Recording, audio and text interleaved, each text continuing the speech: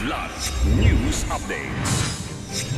Mga balita ngayon, magnitude 8.8 na lindol sa Russia nagdulot ng tsunami. Tsunami warnings at evacuation sa ilang bansa sa Pacific Ocean kabilang ang Pilipinas ipinatupad. VP Sara nagpasalamat sa mga sumuporta matapos ang deklarasyon ng Korte Suprema. Mahigit 690 million pesos na tulong sa 7.8 milyong apektado ng habagat at bagyo na ipamigay ng DSWD. Ako po si Cesar Soriano para ihatid ang mga nangungunang balita sa buong kapuluan. Ngayon, isang magnitude 8.8 na lindol ang tumama sa Far Eastern Kamchatka Peninsula sa Russia nitong Miyerkules na ikinasira ng ilang mga gusali at naging sanhi ng tsunami na aabot sa 4 na metro ang taas.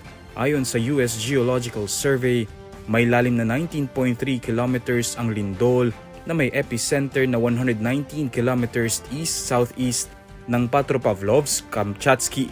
Itinaas sa 8.8 mula 8.0 ang magnitude ng lindol na sinundan pa ng aftershock na magnitude 6.9.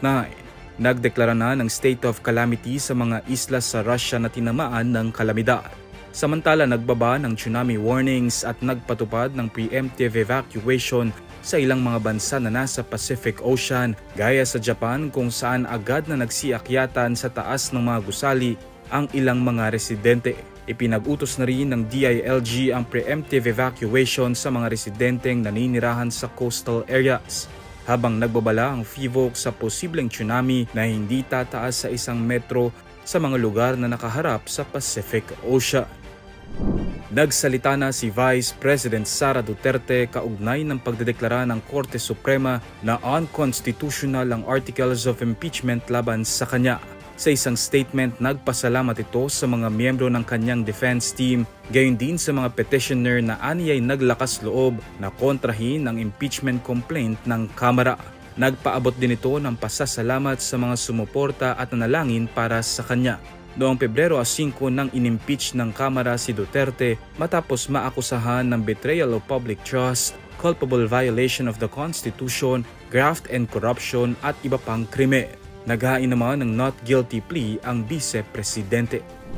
Mahigit 7.8 na milyong katao o 2.1 milyong mga pamilya ang naapektuhan ng habagat at mga bagyong Krising, Dante at Emong ayon sa ulat ng Department of Social Welfare and Development o DSWD. Ayon kay Assistant Secretary Irene Dumlao, nakapamahagi na ang ahensya ng mahigit 690 million pesos na halaga ng tulong, kabilang ang 985,551 na family food packs, hygiene kits, kitchen sets, sleeping kits at family tents.